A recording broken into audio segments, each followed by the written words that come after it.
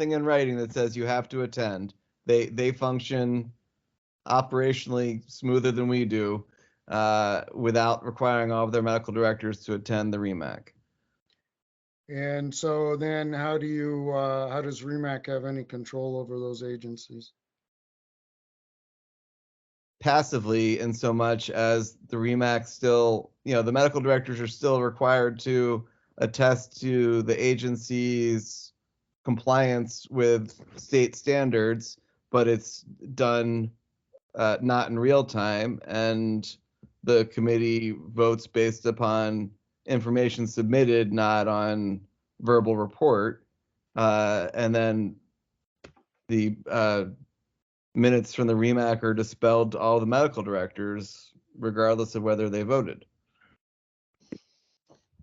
Yeah, they get every 2 years for the ALS renewal process is the opportunity to then look at the data submitted.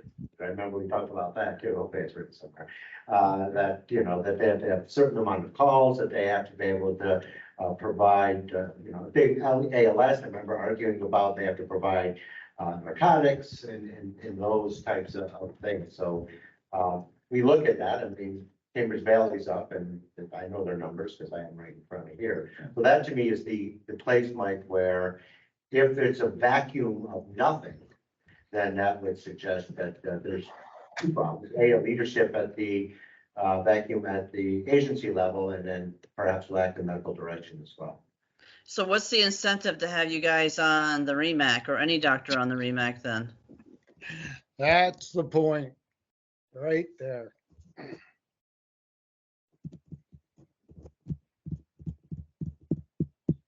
What was that, Patty? I'm sorry, I didn't hear that. What was? So in theory, then all you guys could say, screw this, I don't want to be on the REMAC and, miss time from work or whatever you guys are doing. And I'll be a medical director. And I won't have to make these meetings. So what's the incentive for you guys to be at these meetings? Apparently we care. Which inspires you to be a medical director. I mean, either if you want to be part of the process and interested in developing the goals of our EMS agencies in our community, or you're not.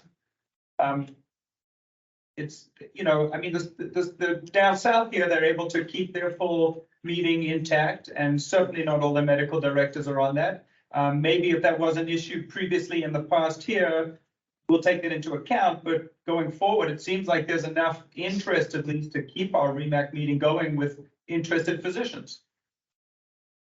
Maybe. Honestly, making Because this happen. honestly, I think I'll drop out because, I want to be a service medical director. I like being interested in this, but, you do get your hand slapped, and if you miss a meeting, it's a problem.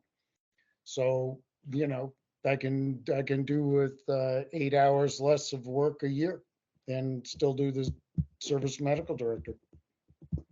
But Michael, you have that option now, and you always have had. Clearly, as made very clear to us by the fact that half these people don't show up. No, So- that's actually not the case. The entire time I've been on REMAC, it's been because if you were a service medical director, you needed to be on REMAC. That's the way we have always operated. Not, And apparently you are a very good, responsible human. I always thought it was your kind heart that made you calm, really, but no, but the rules. we have to function. And I think changing who's on the REMAC will help us function. And I don't think making a rules change will make any difference in who shows up and who doesn't, with the exception of Michael, unless he's feeling kind-hearted that day. Yeah, we don't have it. If everyone automatically is a medical director on REMAC, which I recall was, I thought it was almost an expectation, maybe automatic is the wrong way to say it. But if we have no ability to enforce that, we can't take the ALS agency away, because that would be litigation, and we couldn't go there. I don't know what else to do. We have to squeeze it down, unless we're gonna make a quorum a whole different number. Like The other reason was you guys approved the agency medical director because you wanted them to be a certain quality, like ER or emergency experience. So They had to You're go through dumbing you it- guys and couldn't just jump from director to director. Yeah, you're definitely gonna dumb down this system, that's for certain. These were the reasons they were put in place, so there was some control, so you Well, couldn't so have. so to answer Patty and Michael, we're not saying the REMAC doesn't approve medical directors. We're just saying being a medical director does not automatically guarantee you a seat on the REMAC. So that's, there's a little bit of flawed logic there. Yeah, I'd say there's flawed logic. I think you should be offered a seat in REMAC. Absolutely, Right? I agree You should have the completely. opportunity to, discuss that, but Well, I think you should think about agencies that haven't had a medical director for a long time, that haven't had quality assurance, that we have no idea what's going on with them.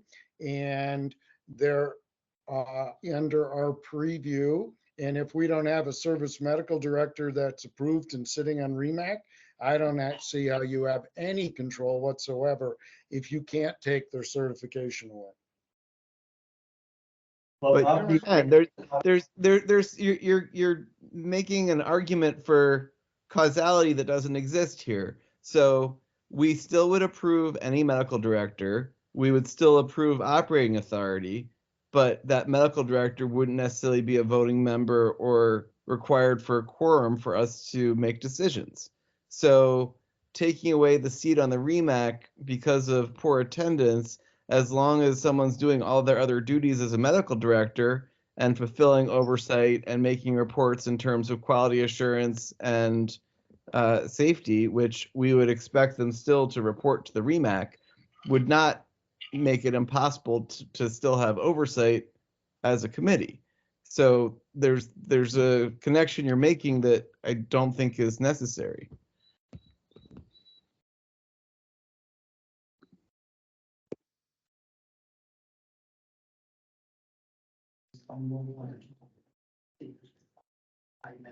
Do we have an official quorum now by our old process? I think we're Do we at 12. With Dr. Mulvey joining, I think that put us at 7 of 12 doctors. Yeah, sorry I'm late, guys. I got my times crossed. all good. I mean, we're doing a ALS operating renewals on a number of agencies. Once we get to that, the medical director's not there. That's where one potential would be. I remember we used to sometimes kick the can down the road. Right. I would ask somebody to be here. Yeah. That's another way. What's the minimum required in a REMAC? I want to say 5. I'm trying to look it up. Anyone know? Physicians? Sticks on my head, but. anyone else? I'm trying to look it up. Yeah. Can we get, At least can we 5 get- physicians. Okay. can we get the bylaws sent out again, please? Yep, I'll make a note to do it.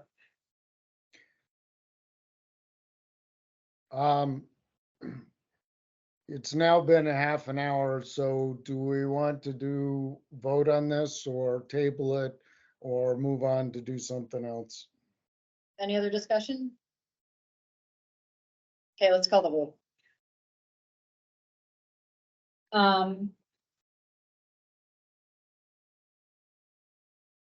Beginning of the motion, since it was modified a couple of times.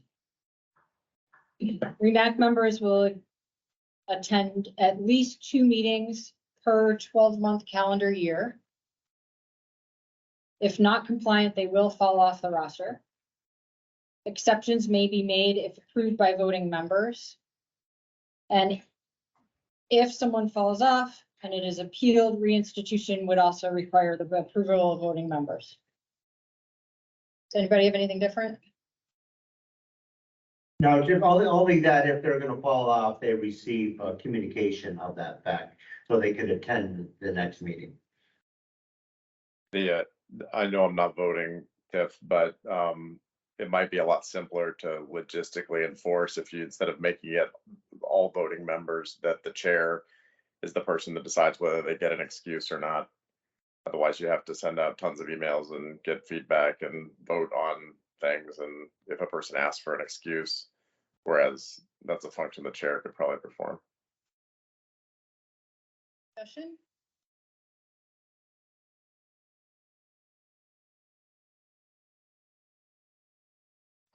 How do you guys feel about that? I'm fine with that, but I think it's a good suggestion.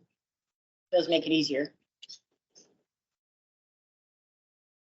Yep, that's fine. I think that makes sense. Exceptions may be made if approved by the chair. Yep. Right. All in favor? Aye. Like, Aye. you know what, Zach, can you just roll call vote everything? It's easier. Cause you can't see anything. Yep. So Dr. Bombard, Yes. Dr. Broderick, Aye. Dr. Gerling, Yes. Dr. Katz, Yes.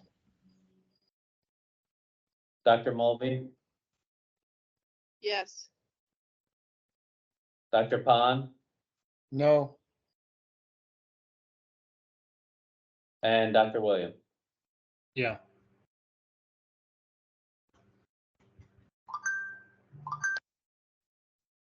Motion carries.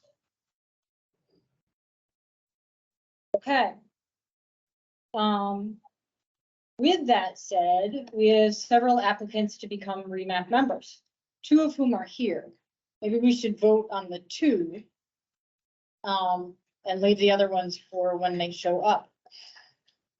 When or if, because if they never do, then it's not a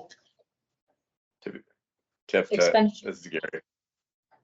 Friendly comment. Mike Durso is working clinically at Alice Hyde right now, so he can't be here. That's okay.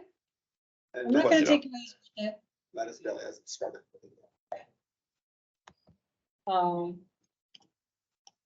And I may be mistaken, but Doug, you may already be approved. Can't remember. I can't remember I either. thought it was like a consulting phase for a while, where you guys ask Perhaps. questions, and I was having to chime in and go. Do those. So I'd like to introduce Doug George. He is the HealthNet, used to be FACT medical director. Doug, do you think you can make 2 meetings a year? 2 minutes in. Are you willing to do so? I'm willing to do so. Can we be your lawfully wedded REMAC? Absolutely. All right. That's like no other. And Gary Starr, may I ask the same questions of you? Are you there? Don't even tell Yep, me you I'm just still- left. Good. No, man. Yeah, You should have their CVs. Yes, they Yeah. got out. Hi, Storm. Any discussion on these 2 potential members to the REMAC? I have no problem with either of them. However, I thought in previous meetings we'd had a discussion about having a discussion of voting members on approval, not necessarily in front of new members. Not an Thank you. issue with these individuals, but with a past transient member of our committee who shall remain nameless in the last 2 years. There ought to have been some discussion. You want me to kick them out?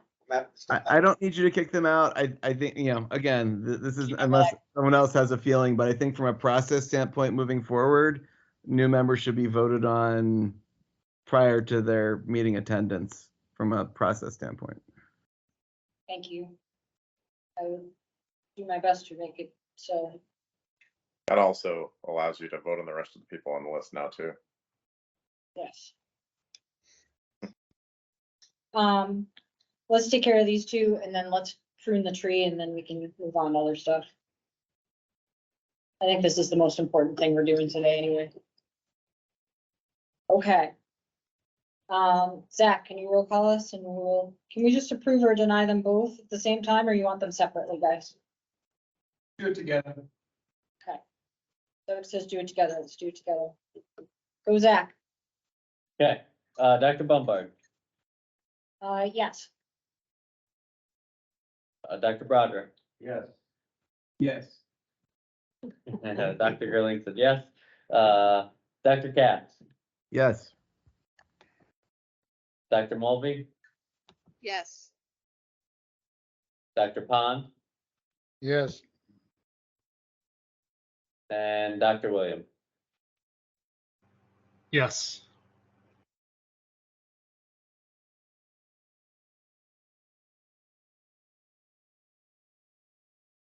So that motion passes for both of them. Thank you. Exciting news from this list, however, just for you guys to know. Eric Rogers, who some of you know, is gonna start as the ED director at Adirondack and is going to take some of those services, he tells me. So it'll be exciting to have somebody that we can talk to over there. We haven't had anybody in years that had a conversation with us, and he's had several with me over the phone already. So that's pretty exciting. He's working clinically right now, but he assures me that he will come to future meetings, and we'll see about that. Okay. Let's take a look. Oh, sorry, please go ahead. Thank you. Go ahead, Colleen. Good afternoon. Did you say Eric Rogers is going to be the new ED director at Yes, Saranac? yep, Thank you. Appreciate it. you're very welcome. If you remind me by email, I can send you his contact information. Fantastic. Thanks.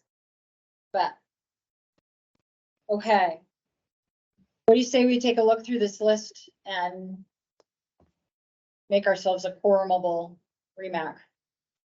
Since we're all here. Zach, can you take a look at our read our attendance list for us, would you? Like who we currently have on the REMAC? Yep. So we have, besides Accepting. our two reps, we have Dr. Bombard, yourself, Dr. Broderick, Dr. Bryan, Dr. Closer, Dr. Gerling, Dr. Cardos, sorry. After So Brian. after who Brian was Closer or Clouser, Okay. we have Dr. Gerling. You're replacing him. Good. Okay. Cardos. Yep, Cardos, which I think she only has Lake George EMS. I can look at that after, but I think she only has the one agency. Yep. Dr. Katz, Dr. Morgan, Dr. Mulvey, Dr. Pond, Dr. Richards. I had Dr. St. Jean down still, but I put to take him off. And then Dr. Williams. All right.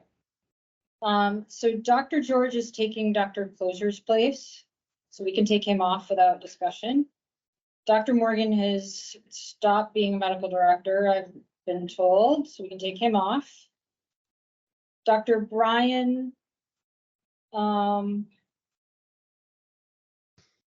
don't know what we want. I think Dr. Rogers is probably taking over her services, but I don't know that for sure. But she's never made a meeting. Yeah, I think you can take Nobody's her off. made a meeting ever, then I think that's a valid reason to start pruning the list. Yeah, I fully agree, since I went out of my Right. way to invite her and spend. Exactly.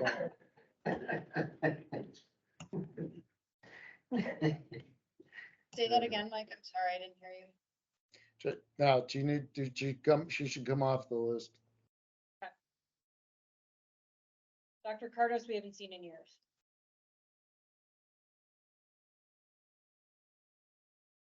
She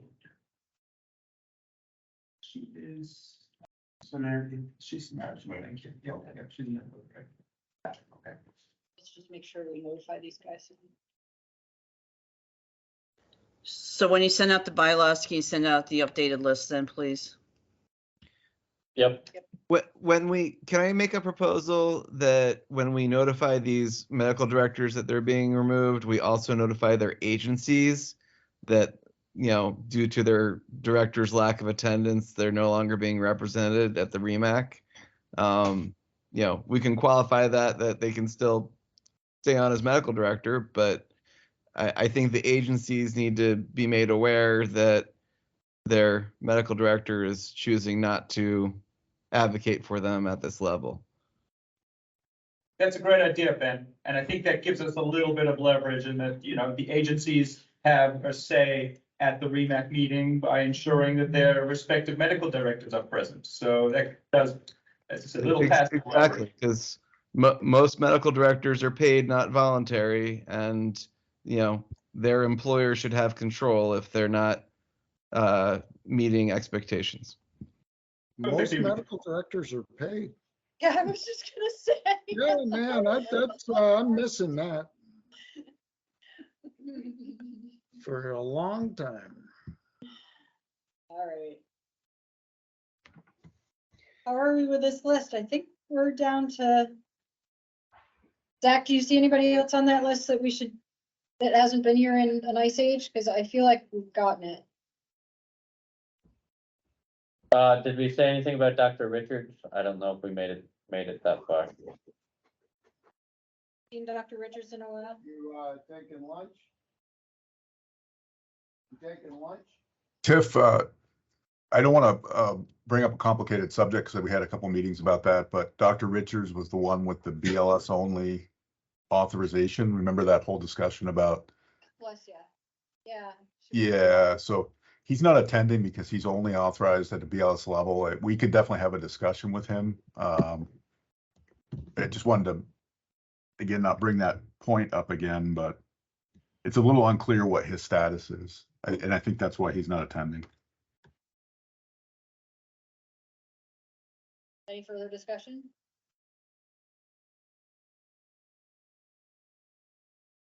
All right, let's, John, let's invite him to attend and see what happens. Yep.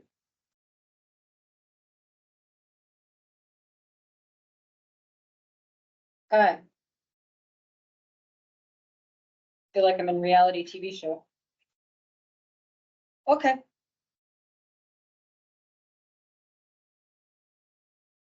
About a CMAC med standards report, that would be me. Then I can stop talking to you for a few minutes. That would be nice too.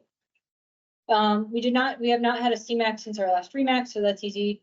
Med standards, I just want to remind you guys that I sent you out a email with some protocol updates and proposed protocol updates, which are pretty skimmable. It's probably worth 10 minutes of your time to just take a look through that email. And if you want me to, I can send it back out. But there's some neat stuff in there, including IV acetaminophen, IV nitrates, that sort of thing, which is either been approved recently or about to be approved. So I encourage you to take a look at that. Again, if you have anything that you want to see in the protocols, there's a REDCap site that I can send to you that you can feed it directly into, and that goes directly to the protocol committee, and it's what we write protocol from. So the other thing is you can email me, but it's even better if you just put it right through the machine. But I do help with protocols, so that's nice, and I sit on med standards, so that's nice too. So you guys do have a direct line. And that is all I have to say. Is that required to carry now?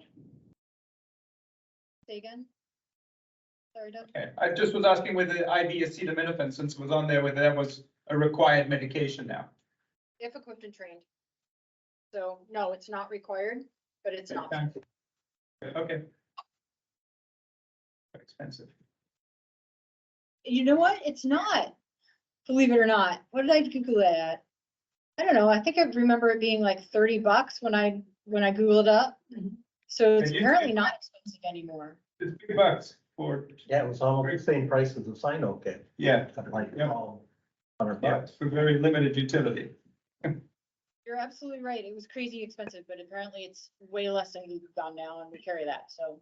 But it wants to, it's like it's required. Every agency has to have it. Not required, it's optional. All right. Do we have anybody from New York State? I didn't see Mary. Mary's there. Great. Hi, Mary. Hey, Doug. Take it away. I have nothing to add, to this meeting. What? Program agency report, All right, give me 2 seconds to get our thing shared. 1. And, come on.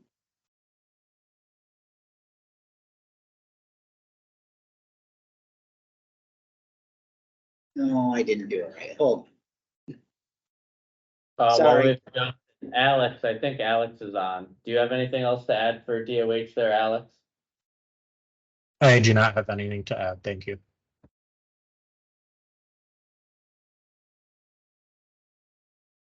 Okay, so the first thing is we're going through a little bit of figuring out who we want to be when we grow up, kind of, with the program agency. We've gotten some feedback from some of the Mountain Lakes agencies that before our name was North Country EMS Program Agency, because we were mostly and only affiliated with the North Country region. We've taken a look at that, FDRHPO has, and we have dropped the North Country from our name. So we are now just the FDRHPO EMS Program Agency. It's an attempt to make sure that we're not showing any bias, either willingly or unwillingly, just not knowing. So moving forward, you'll see anything that comes from our office will be on FDRHPO letterhead. Anything that comes from the respective REMACs or REMSCOs will come on their respective letterheads. So agency updates, Zach, I'll let you talk about this. So we received paperwork from everybody. Newcomb is noted there. We only got part of their paperwork, so they should be probably a 3-month extension. And as well as St. Regis Falls, they're highlighted there. I spoke with her over the past couple of days, and she was working on the paperwork. So 3-month extensions for St. Regis and Newcomb. The rest of them, we received all their paperwork. We have it in the meeting materials there. So. New applications, none. Oh, so do we need to vote on this at this body or just go to the? We do need to vote on it with this body. Sorry, I'm still learning the lay of the land over here. I apologize. It's all right. Yeah, We are, we could probably do one for the 2-year renewals and then one for the 3-month extension. So, Jack, just to confirm, so the paperwork is in, but all of them, with the exception of Newcomb. Newcomb, they gave in part of their paperwork, but not everything. And St. Regis Falls, we didn't get any paperwork, but we did get communication back that they're working on it. Okay, all right. And then all the paperwork received. Can I ask which St. Regis Falls? Ambulance. Sorry, I think this is. Because I remember from ALS, we used to ask for schedules back for X number of months, that there was sufficient ALS we did have. coverage and attestation that they were able to carry narcotics. There was some. I don't think it got sent out in the meeting stuff, but we did, yeah. Give me 1 second. We do have,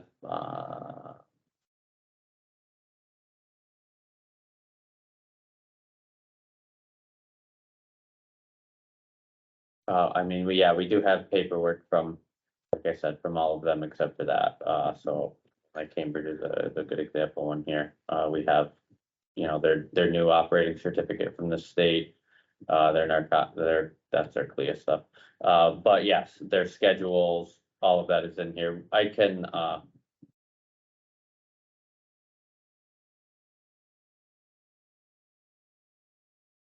don't know if it's sharing the screen for them up there, but down here, we have the signed paperwork here. And so basically in addition to pretty much the state renewal paperwork, we have our medical director form, which is like the forwarded motion from the agency medical director. And then like Dr. Broderick mentioned, the map is one of the other requirements. Their schedule, as well as copy of their insurance paperwork.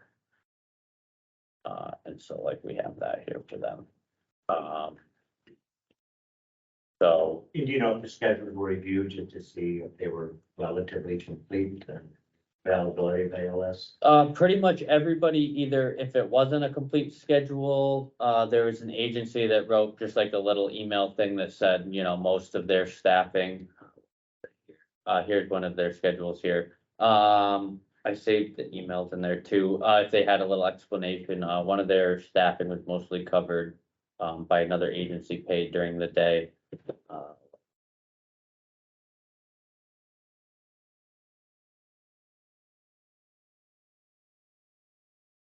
Used to have like a sheet that would push out exceptions that we would review. Right. I don't know, I mean, because I can speak to Cambridge better, being the medical director here, so, there's, let's see, 32 EMTs, 5 AMTs, 23 paramedics, 6 which are full-time, and 10 that are volunteers, 7 are part-time. They have not required an ALS intercept, 23 from any outside agency, and they were able to respond to 99.7% of their, over the past 5 years. I think over 2 is 99.4 at this particular point. So, that, there's a better, I guess. Did they get their little feuds squared away with, who's it got? Yes, yes, so the the background of that is there was some concern when they did intercepts of who would have authority going Correct. forward. Yeah. Police. So it was a meeting, unfortunately, I was out of town, I couldn't make it, Mike Daly did, Mark Speedfield did, kind of the summary of that debriefing. Yeah, overall, it landed in a good place where they're gonna continue to work cooperatively going forward. And Cambridge Valley, I think, does just over 50% in their primary, and the rest they do in there. And they're a big asset to northern Rensselaer County. Yeah, that's from Mark's on, you make them blush. That's just good leadership. They just have really good leadership.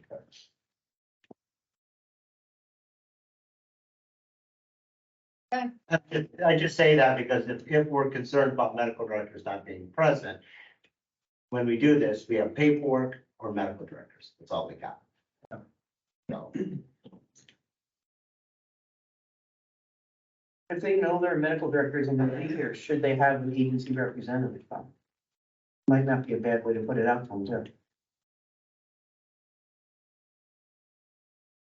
yeah, I think that's, but again, I think that unless we're either looking at every single piece of paper, which is a lot, or at least go through a checklist, what I thought we used to have, where exceptions, so you have gaps of, I can't remember, X number of hours within ALS. You used to get that on the different, you used to get that from some of the dispatch, depending on doing. We used to get data. Yeah, but not all dispatch centers were equal in Yeah. their ability to provide that information.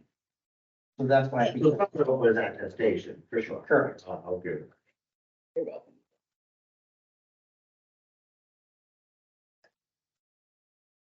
Yeah, I can see them, you can't.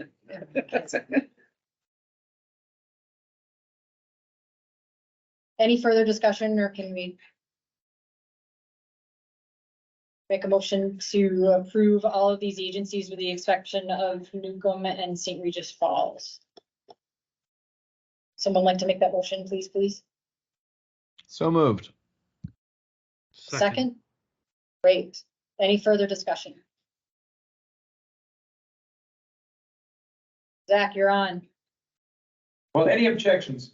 And then we can just say we all did it. But any objections to the motion, or to the voting, I should say? All in favor, aye. Leave it at that. Good? Any Yeah, nays? no, Okay, Okay, popping it back in. now let's talk about Newcomb and St. Regis Falls. The suggestion was for a 3-month extension. I'll make a motion for a 3-month extension. I'll Thank second. you. Any further discussion? If I Any- recall, if I think I remember, we used to give them up to 2 extensions, no more than 6 months, and after that, somebody had to be. Yeah, that was the correct way. Because you can't keep extending. Right. Yeah. Right. yeah, and both of them were communicative with Okay. our office Yeah, that, stuff happens. yeah. Okay, all right. Any further discussion? Any opposed? Look at me getting efficient. All right, so moved. All right. Let's back for this. QA/QI reports. We have someone here from Alice Hyde. Oh, I still have more to talk. You still what? Hold on. I broke it. Don't break it. You're I still slowly have more making- program agency stuff. Oh, sorry. I thought That's you okay. were, but you did it. Keep going. My apologies. That's fine. So DOH updates, there are no new policies since the last time we met, but we are working on an update to the EPCR policy, so 1202 and 1203. One is just the documentation policy, the other is the EPCR policy. There's no sense in the state having two separate policies that really deal with the same thing. So Zach and I are actually on the subcommittee that's helping rewrite that policy. And then there will be a schematron update for electronic documentation, January 1st to Nemesis 3.5, fingers crossed. Yeah, none of the rest have really gone on date, so I'll be very surprised if this one does too. Pad usage reports received. DEC, new applications, Calvary Family Life Church in Glens Falls, an update from Crown Point, and quarterly reports received from the following places. If your agencies want to become a PEC agency or are and want to make sure they're getting the up-to-date information, that's where you go for it. We'll make sure that this report gets sent out with the minutes too, with all these links. And the next EMSC advisory meeting is September 5th from 1 to 4 In Troy. in Troy. They do have a virtual option to watch. We received 3 BLS iGel applications, Long Lake, Keysville, and Lake George. Yay. So this is where we are with the REMAC or REMSCO contract. We have made a lot of progress. We just have a little bit farther to go and we'll be there. And then get our contract squared away. Regional provider database, so we keep steering providers to there. We are working on updating our website. We're also working on updating the weekly newsletter and directors newsletters, just to revamp them because they haven't been revamped since probably 2016. So it's time, and we should have a new website, and hopefully at the October meeting, I'll be able to demo a lot of that for you. So you'll see what we've built for the Mountain Lakes. Provider credentialing. So we brought in 11 AEMTs, 3 paramedics, level of care change, 1 AEMT to paramedic, 1 provider changed their primary agency, 1 provider re-credentialing, and 2 providers de-credentialing as they're no longer with the agencies. Training and ed, so we do have the learning management system, and we've been partnering with Governor Rescue out of St. Lawrence County. They received a SAMHSA grant to develop an education series. Dr. Bombard has spoken on it. Well, I appreciate Once. the credit. But it's all free for your providers, so if they're looking for some quick and easy CMEs for their certifications or any of their time for use before the year, send them there. Quick and easy. And it also dovetails off the state program, so if they've taken any of the classes through the state learning management system, the certificates will show up there as well. Also, if there's something near and dear to your hearts that you would like to teach. Hey, you have this subject that's driving you crazy that nobody understands, or nobody's paying any attention to. Tech, fun, get into some people, and you can do a quick online lecture about whatever it is that you're doing. It's a great way to disseminate it.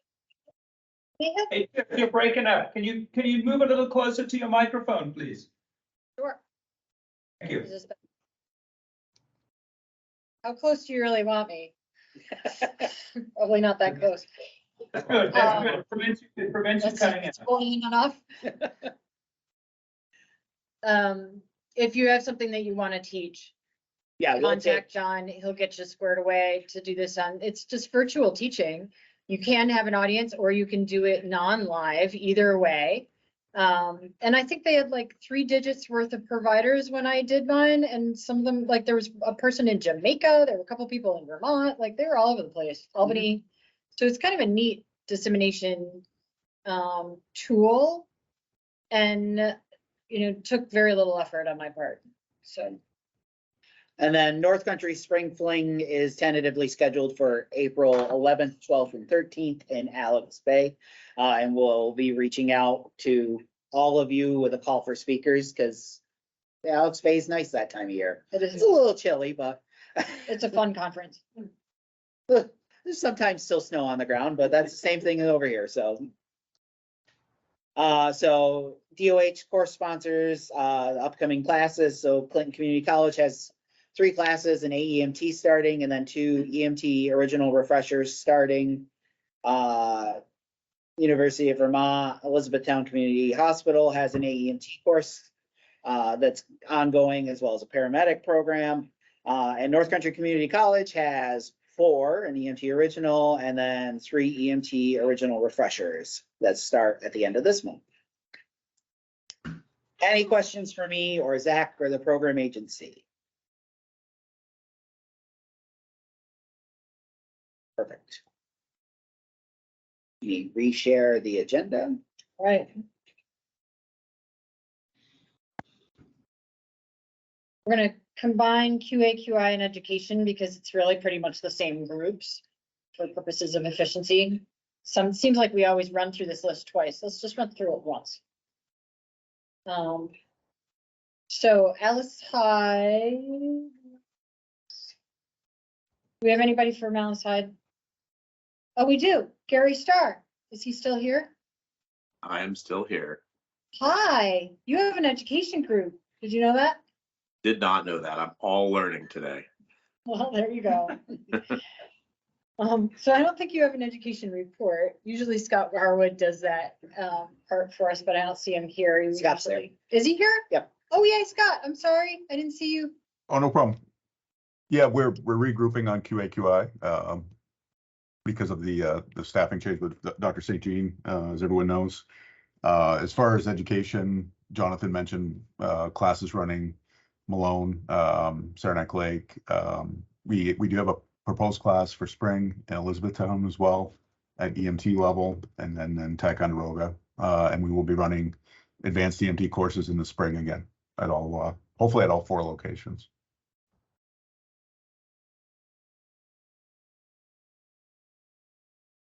Clinton County. This is our QI meeting in August because. Hang on. Nobody came up. Oh, the owl is flying. Or actually, you know what? Even better. Let's swap. Oh, we come here as well, but I don't have much to say. I don't have much to say. So other than our courses, which I'm not sure, Jonathan, I've not confirmed that they're going on. Okay. So we had a low registration. So I'm not sure that our courses are gonna fly this fall. And I won't know that probably till tomorrow when I get back. But QI, we kind of flopped around in August and didn't get off the ground. But I gave them a project to go home with, the few people who came, and they're gonna work on a conference, a local conference for us, because we've managed to accumulate a little bit of money within our group, within the Clinton County group. So we're gonna have a low-key, day-long conference that we're going to be looking for speakers for. So if somebody reaches out to you, feel free to join the group or offer your services, because we'll be more than glad to use them. And that's pretty much what I've got to say. So hopefully when they come back with some ideas in September, we'll move forward.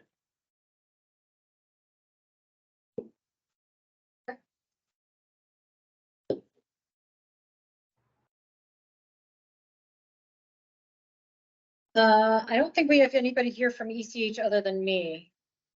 Is that true? I'm here for the QA report. Great. Take it away. I'll do the rest. Cool. So last meeting we had, I think a handful of attendees, did a good look at a 6-month review study of PCR submissions, which found some pretty interesting information.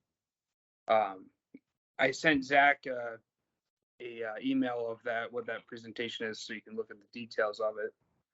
But essentially, it was a look at PCRs being submitted within a 24-hour period, and it looked at 5 different agencies out of the 11 that we cover, and it was kind of all over the board, where from really busy agencies down to agencies that have like 100 calls.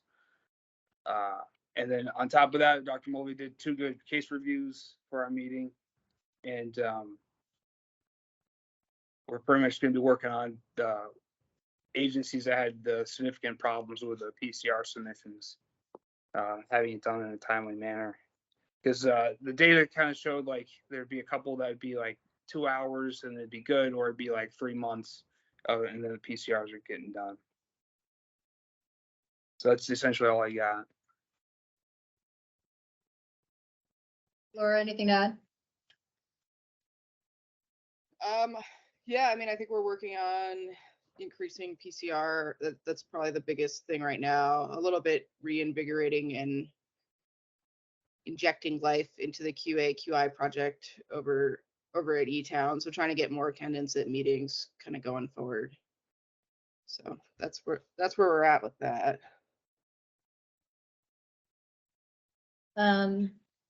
I will add for everyone, this is sort of the elephant in the room for some of you.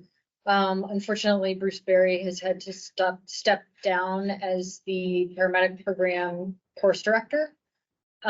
This does not mean that there will be an impact on graduating students. We have figured out an alternative leadership structure for now.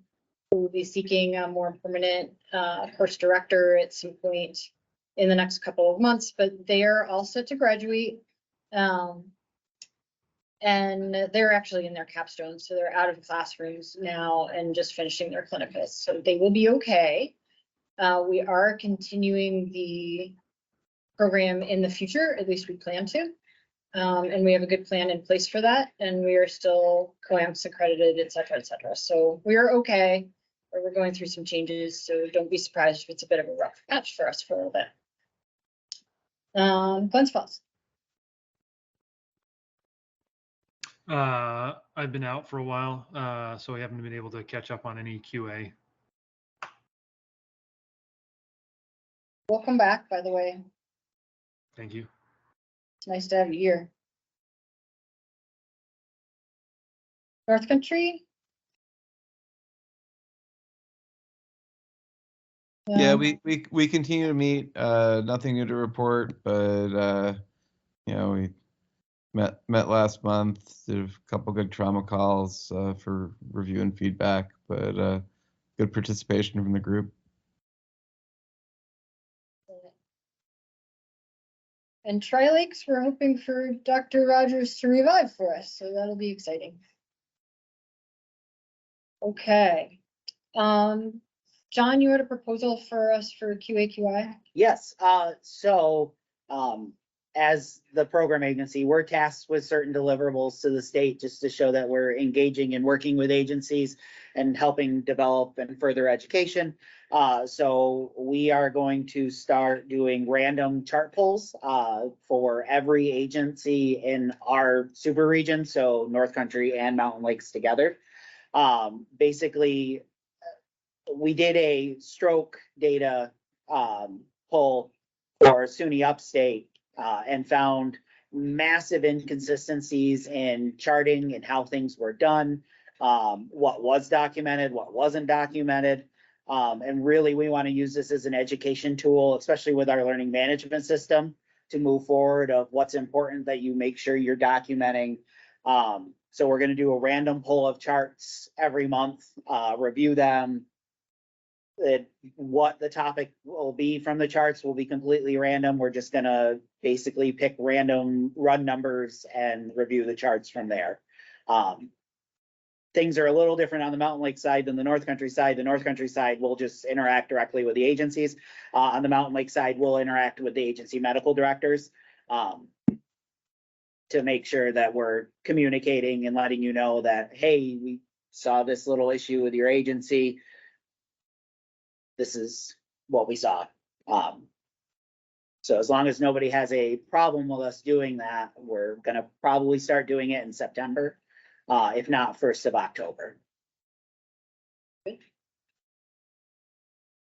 We still have some finer details to get worked out in it on how we're gonna randomly pull, but other than that, we've got a good work process, and we have 2 paramedics in the office that are hungry for extra work, so I will gladly make it for them. And some of that might help too, when you were talking about like response times and things along that lines for our agency operating authority renewals. I think like one of the requirements used to be something along the lines of 10 minutes, you know, off the floor in 10 minutes, something like that.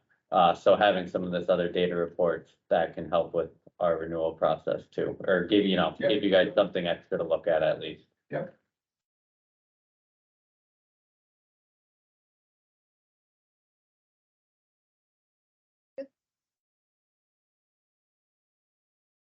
We're on the old business. Yep, so Zach sent out your conflict of interest forms.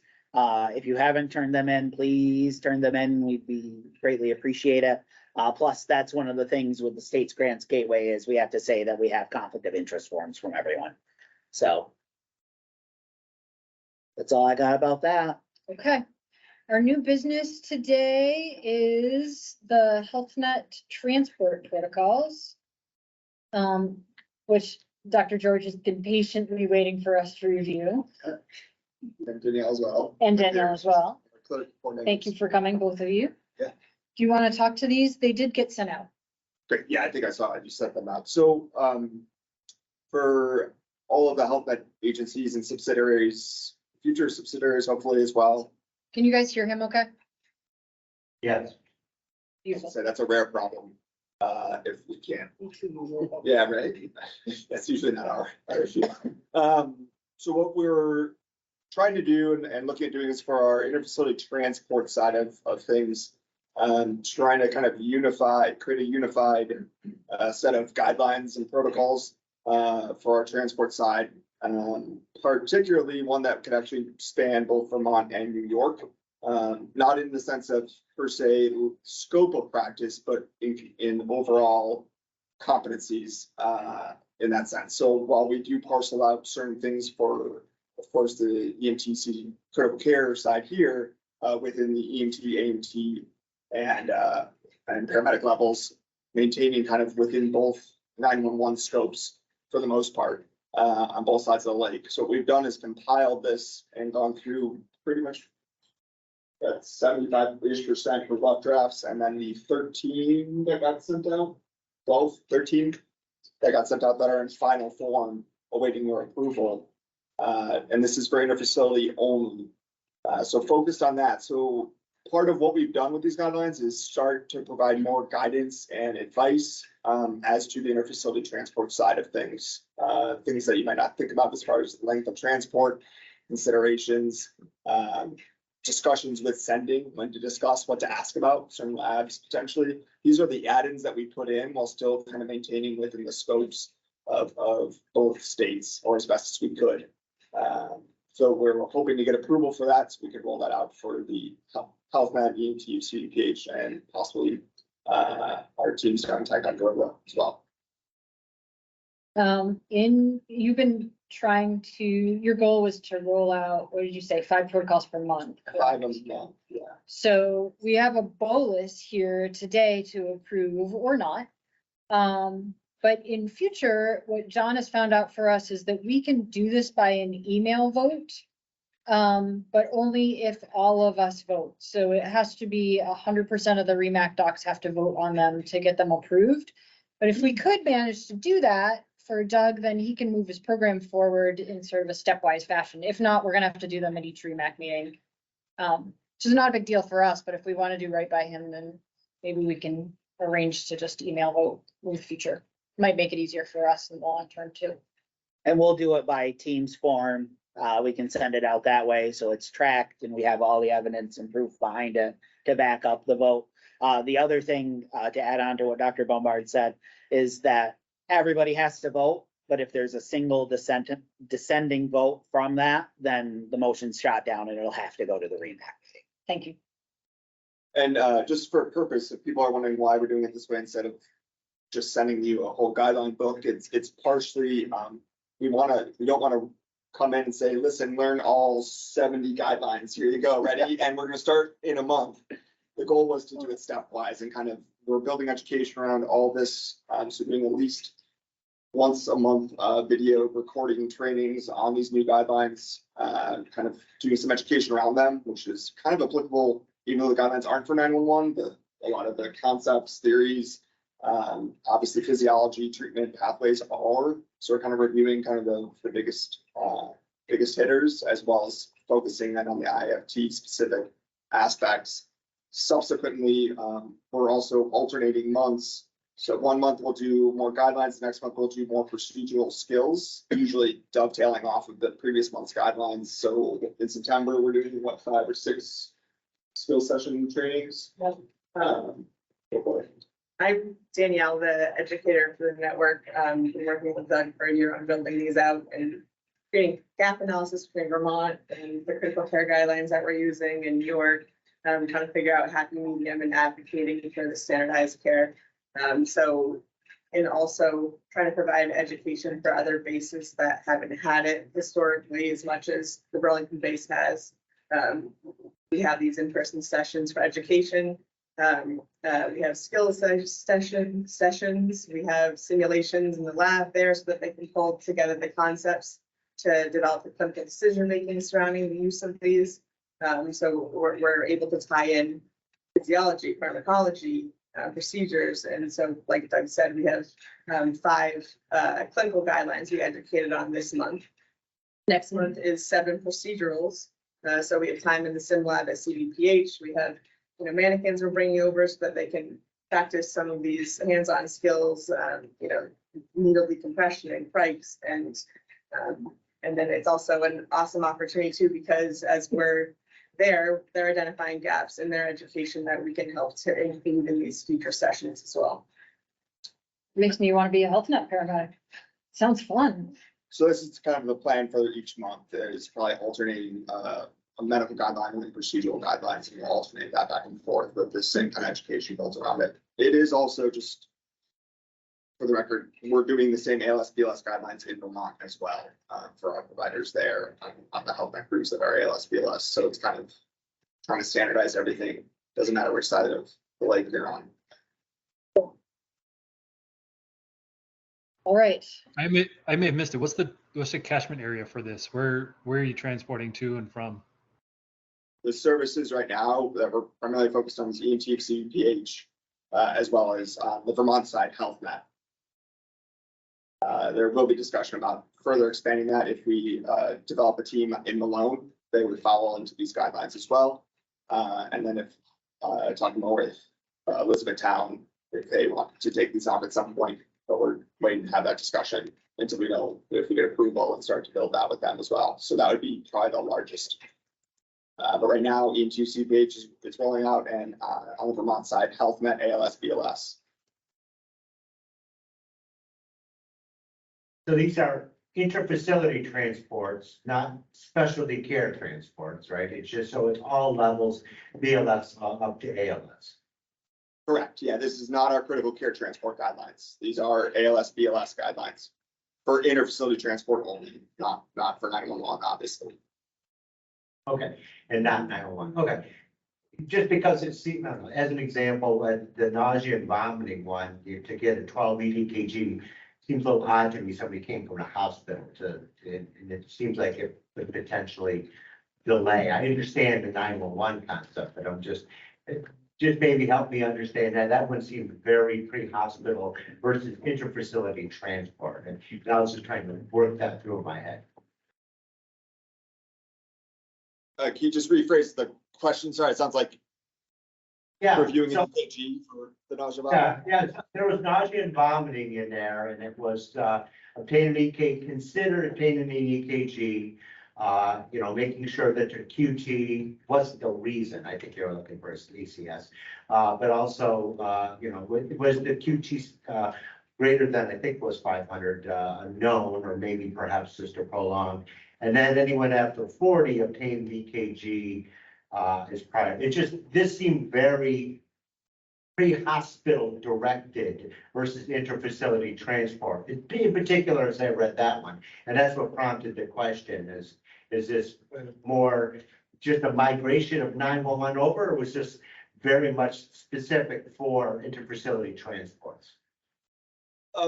Partially migration, but I do think that patients who have nausea and vomiting that we're transporting have likely gotten QTC prolonging medications, and I think a review of their EKG that's current, so that day, or obtaining your own, would be very valuable for your redosing them QTC prolonging meds. So there is intent there.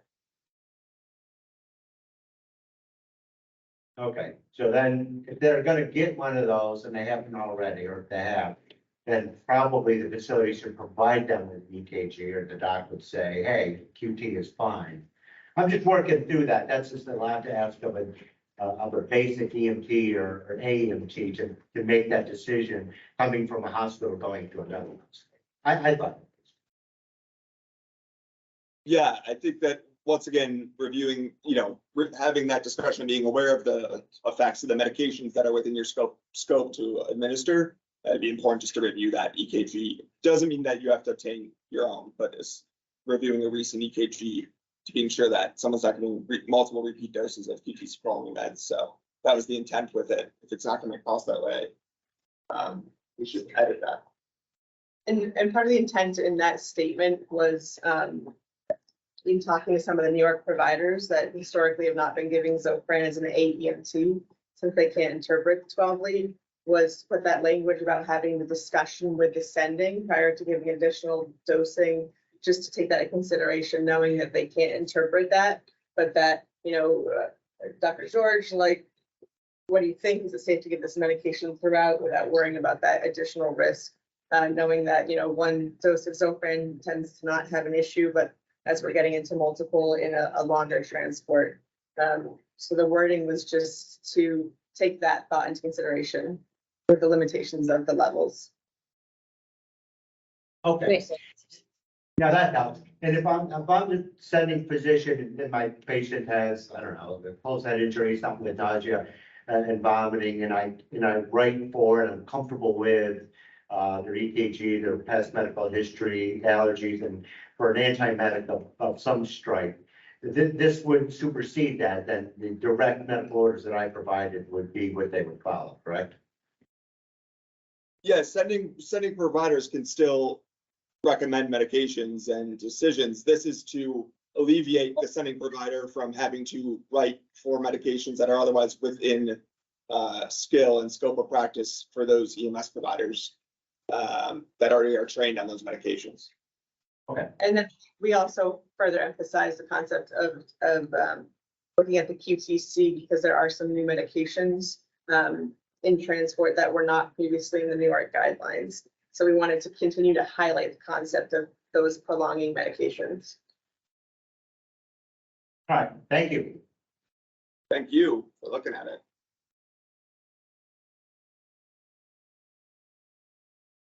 Any other questions or discussion for Dr. George? Okay. So do we want to send them out in emails, kind of people? Well, in the future, but let's approve these. Oh, that's right. Yeah. Right. Can we have a motion to approve this set of protocols, and then we will see about future protocols in the future? Motion to approve. Do we have a second? I'll second the motion. Thank you, Michael. Any further?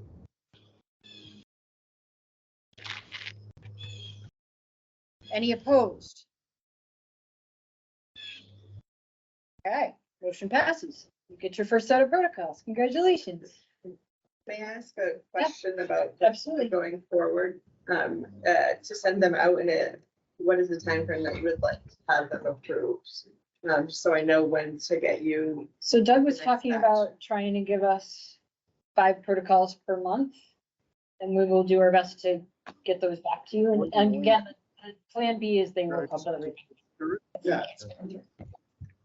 But I think Try it that way. that the bite size works probably well for everyone. We'll see. Okay. Does anybody have anything else? Can we have a motion to adjourn?